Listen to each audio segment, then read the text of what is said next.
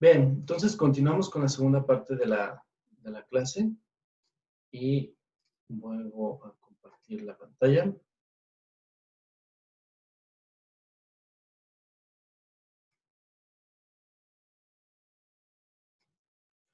Bien.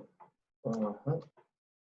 Entonces decíamos que es importante tener en cuenta las hiperinflaciones y tomar en cuenta también que una hiperinflación o en caso de una hiperinflación, usualmente los pagos que hacemos a los trabajadores o que nos hacen las empresas son más recurrentes en lugar de irse a cada 15 días o cada mes, que es en algunos casos de Latinoamérica, los hacemos de manera ya sea semanal o incluso diaria, o en algún extremo incluso hasta 2 veces al día. ¿Por qué? Porque la cantidad de dinero, bueno, más bien, porque la inflación o la subida de precios de los bienes de consumo puede ser mucho mayor o mucho más rápida, más acelerada, de tal forma que con el dinero que nosotros estamos ganando, incluso al final del día, es posible que ya no podamos comprar el mismo nivel de bienes o servicios. Y mencionábamos que durante la década de los 70, muchos países de Latinoamérica sufrieron de hiperinflación. De las más graves fue Brasil y Argentina con 3.000% de inflación y México llegó a tener hasta el 100% de inflación. Vamos poniéndonos en mute, por favor.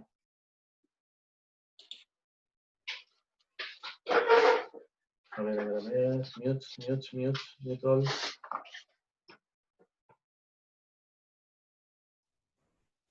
No encuentro el mute all, pero bueno. Por favor, mute, ¿sale? Entonces, continuamos. Superávit y déficit público. ¿Cuántas veces no hemos escuchado esto que se menciona de un superávit o de un déficit en las noticias, ¿no? Entonces, vamos viendo qué es lo que nos quieren decir los reporteros o los que nos platican las noticias con superávit o con déficit. ¿A qué nos suena un superávit? ¿Alguien que nos ayude? ¿A qué nos suena un superávit? Como que sube o aumenta, algo así. Como que sube o que aumenta. Bien. Más o menos, ¿alguien más? ¿Alguna idea sobre el superávit? ¿Que supera o alcanza? Que supera o que alcanza, más o menos. ¿A qué nos suena un déficit? Que falta. Que falta, exactamente. Un déficit a lo mejor es mucho más sencillo cuando empezamos por déficit. Un déficit es cuando nos falta algo, ¿no? A lo mejor si yo tengo en mi cuenta o si yo normalmente estoy gastando, no sé, voy a decir 500 pesos a la semana y al final de la semana que yo tengo que pagar los 500 me doy cuenta que tengo solamente 400, entonces tengo un déficit, ¿sí? Tengo un faltante, un déficit. Por el contrario, cuando yo tengo un superávit, tengo más de lo que normalmente sería, ¿no? A lo mejor al final de la semana yo estaba contando con que traía 500 pesos a la semana y resulta que cuando abro mi cartera traigo 600 pesos. Entonces ahí tuve un superávit. Y entonces, digamos que de manera más coloquial, eso es un superávit y un déficit. Un déficit es cuando tenemos un faltante y un superávit es cuando tenemos más de lo que habíamos pensado que tenemos o más de lo pronosticado. Entonces, si el gobierno recauda más impuestos de lo que está gastando, ¿qué quiere decir? Que recauda 1.000.000 de pesos para nuestro sector y gasta solamente 800, entonces tendrá un superávit, ¿sí? Porque tendrá 200 que no se gastó, tendrá 200 de más. Un superávit presupuestal del gobierno, eso lo vamos a llamar un superávit presupuestal del gobierno. Cuando el gobierno recauda más impuestos de lo que está gastando en alumbrado, en pavimentación de calles, en seguridad, en escuelas, en hospitales, etc. Por el contrario, si un gobierno gasta más de lo que está recaudando, entonces tendrá un déficit presupuestal del gobierno, ¿sí? ¿Qué quiere decir? Que se está gastando más en seguridad, más en pavimentación, en alumbrado, en medicinas, de lo que está recaudándonos con impuestos. Y hemos escuchado mucho en las noticias cuando nos dan, no sé, el informe, que generalmente tenemos un déficit, ¿sí? Presupuestal. ¿Qué quiere decir eso? Que seguramente el próximo periodo nos van a subir los impuestos para recaudar más dinero y poderlo gastar en lo que, pues, los servicios, ¿no? Como alumbrado público, servicios de agua potable, servicios de alcantarillado, etc. Entonces, esas son las diferencias que vamos a tener con déficit y superávit gubernamental. Ahora, ya habiendo dicho qué es un déficit y qué es un superávit, vamos a ver entonces qué significa tener un superávit y un déficit internacional. ¿A qué nos suena eso?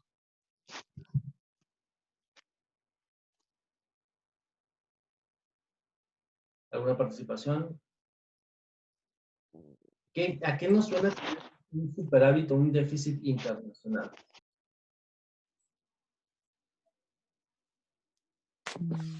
Que a veces no tenemos los suficientes recursos o no importamos lo que deberíamos importar. Más o menos, bien. ¿Qué más? Bueno, cuando nosotros importamos bienes y servicios del resto del mundo, nosotros le pagamos a los extranjeros. ¿Por qué? Porque una importación es tal cual comprar algo de un país exterior, ¿no? Y traerlo acá a México. Entonces, cuando nosotros importamos bienes y servicios del resto del mundo, pues tenemos que pagar al resto del mundo esos bienes y servicios. Cuando nosotros exportamos, cuando nosotros vendemos al resto del mundo, entonces el resto del mundo nos tiene que pagar a nosotros y recibimos pagos de los extranjeros. Entonces, si nuestras importaciones, o sea, si nuestras compras de externos o de países externos hacia México son mayores a lo que nosotros le vendemos al resto del mundo, entonces tendremos un déficit internacional, ¿sí? ¿Por qué? Porque nosotros le debemos al resto del mundo más de lo que el resto del mundo nos debe a nosotros. ¿Quedó más o menos claro? Si nosotros entonces le vendiéramos o exportáramos más al resto del mundo, tendríamos un superávit internacional, ¿sí? Entonces, déficit internacional es cuando yo le compro al resto del mundo más de lo que le vendo, y un superávit internacional es cuando yo le vendo al mundo más de lo que le importo, más de lo que le compro. ¿Alguna duda? ¿Sin dudas? Perfecto, somos muy inteligentes.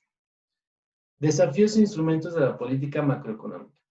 Actualmente, los cinco desafíos, ampliamente aceptados de la política macroeconómica son los siguientes. 1, fomentar el crecimiento económico, esto es, generar más producción o más producto, o incluso generar más dinero o ponernos a trabajar más, ¿sí? Eso es un desafío, digamos, de la agenda o lo que debería tener Andrés Manuel López Obrador, nuestro presidente, como parte de su plan para tener a México bien, sería fomentar el crecimiento económico, o sea, darnos empleo a todos, fomentar más producción de bienes y servicios. 2, estabilizar el ciclo económico, esto es, estabilizar que el precio de la canasta básica o el IPC, digamos que se mantuviera en un precio constante, que no tuviera esas subidas o bajadas muy drásticas, mantener el precio de los bienes y los servicios de forma constante. Reducir el desempleo, ¿cómo? Generándonos empleo, ¿sí? Contratando a aquellos que están buscando empleo y que no lo han encontrado, pues de alguna manera incentivar a las empresas para que crezcan y generen más empleo y con ello reducir la tasa de desempleo. 4, mantener la inflación baja, que ya lo veíamos con el índice de precios al consumidor, que o la canasta básica se mantuviera en un nivel equilibrado, en un nivel donde no tuviéramos más cara la leche, más caro el huevo, la carne, etc. Y 5, reducir los déficits públicos e internacionales. Esto es, pues, que dentro de su agenda él debería apegarse al presupuesto gubernamental, ¿sí? Si él recauda 50 millones de dólares, pues no gastar más de eso que está recaudando en impuestos. Y también, pues, que las importaciones que estamos haciendo no sean mayores que las exportaciones. ¿Para qué? Para no estar en deuda con el resto del mundo. ¿Alguna duda sobre estos 5 puntos de los desafíos macroeconómicos? Profe, en pocas palabras, esto se puede generalizar como una estabilidad económica. Exactamente, sí. Teniendo estos 5 puntos, podríamos tener nosotros como país una estabilidad económica, una moneda pues fuerte, ¿sí?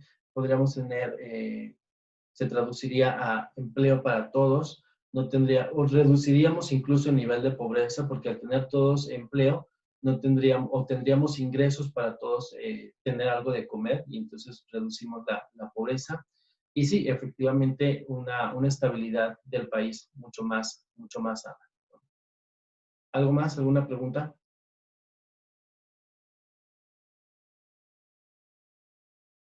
¿No? Bien. Ahora, ¿cómo vamos a llegar a tener esos puntos de manera saludables, ¿no? Que tengamos el pleno empleo, que tengamos una estabilidad en los precios, que tengamos un crecimiento económico. ¿De qué se va a agarrar el gobierno para poder llegar a estos objetivos? Tenemos dos instrumentos: la política fiscal y la política monetaria. A ver, participaciones. ¿A qué nos suena política fiscal? ¿Impuestos?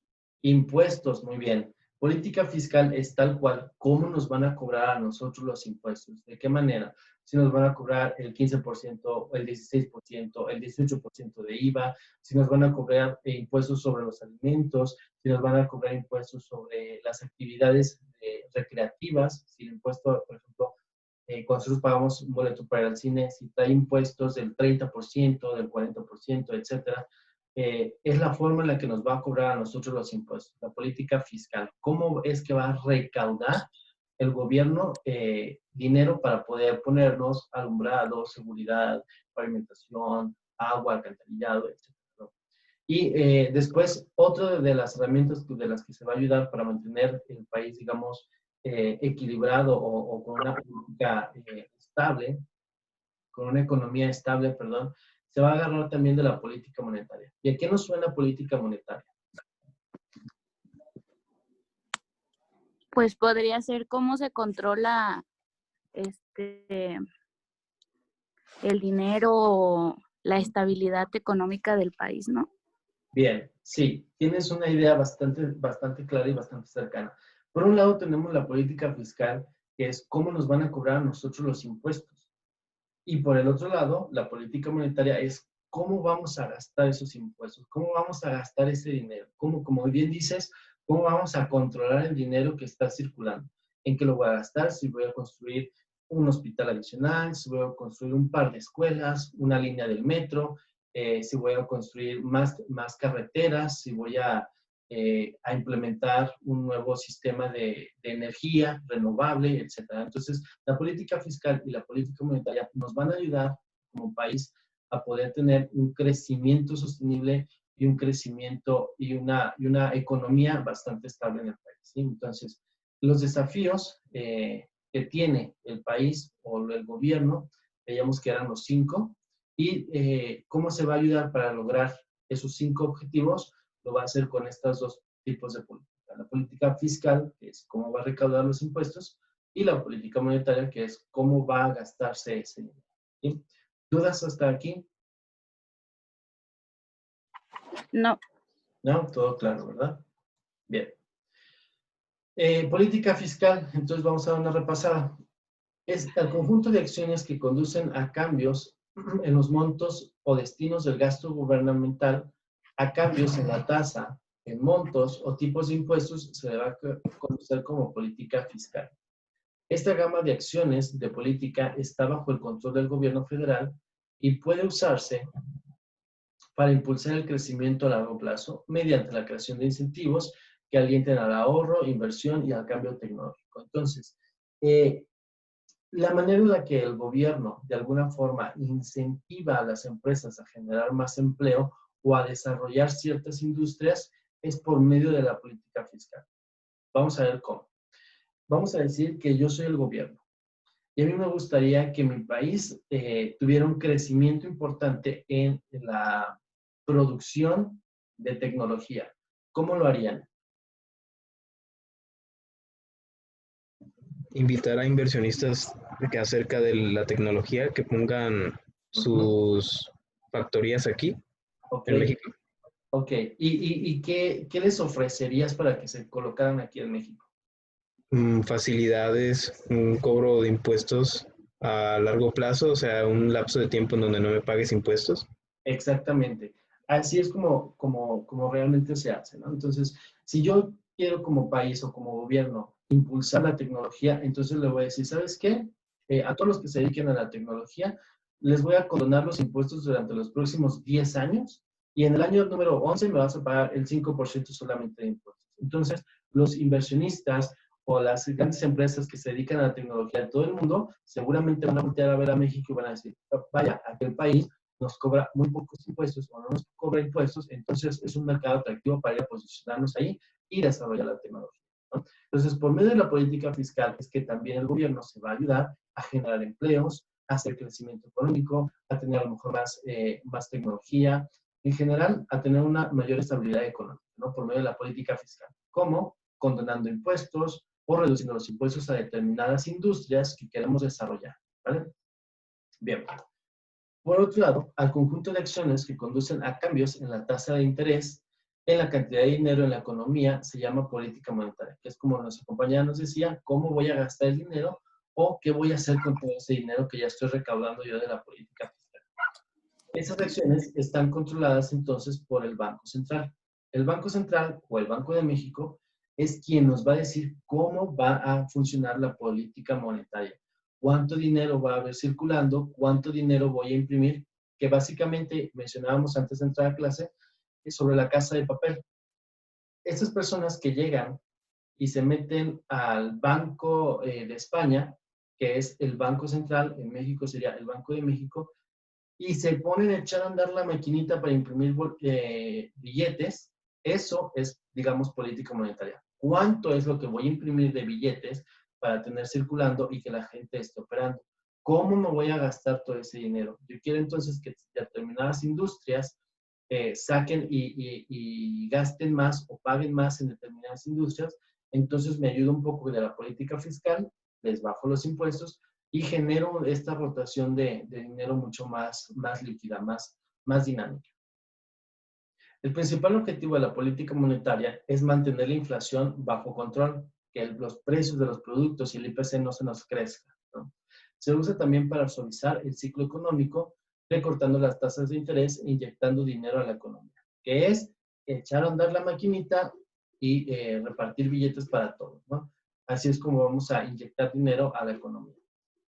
Vamos a bajar las tasas de interés. ¿Por qué? Si yo como Banco Central, a la hora de que Banamex, Bancomer, Bancoppel, lo que quieras, me pide dinero prestado a mí, yo le bajo las tasas de interés y ese baja de tasas de interés lo vamos a pasar como bancos a cualquier usuario como nosotros, ¿no? Ahora yo voy y pido un préstamo a Banamex, me dice con una tasa de interés del 30-40%. ¿Por qué? Porque Banamex a su vez le ha pedido dinero prestado a Banco Central y el Banco Central también le da una tasa. Entonces, si el Banco Central baja su tasa de interés, a nosotros como usuarios finales también nos va a bajar nuestra tasa de interés. Entonces, el Banco Central es quien va a manejar toda la política monetaria de cuánto dinero vamos a tener circulando, en qué nos vamos a gastar el dinero y si las tasas de interés de los bancos van a subir o van a bajar, ¿vale? Entonces, política fiscal es la recaudación de impuestos, política monetaria es cómo nos vamos a gastar el dinero. En la política fiscal, el gobierno es quien nos va a decir cómo vamos o bueno, Secretaría de Hacienda es quien nos va a decir cuánto dinero tenemos que pagar de impuestos y en la política monetaria, el Banco Central es quien nos va a dictaminar cuánto dinero habrá en circulación. Preguntas sobre política monetaria y política fiscal. No. ¿No? ¿Más o menos claro? Sí. Bueno, esto fue política monetaria, política fiscal y un poco de empleo y desempleo. Veremos también en otras sesiones o en las próximas sesiones más sobre empleo, desempleo y todas estas características. Vamos entonces terminando la clase y solamente para recordarles que esta semana tendremos de tarea el mapa conceptual del tema Y al final de la semana, no se olviden de contestar el examen rápido o quiz, que también tiene un valor bastante importante, ¿vale? Quedamos entonces que yo les estaré recordando las semanas que habría quiz y tomen entonces como un recordatorio esto. No se olviden de hacer las entregas de las tareas, que eso fue lo que principalmente nos afectó en la calificación parcial.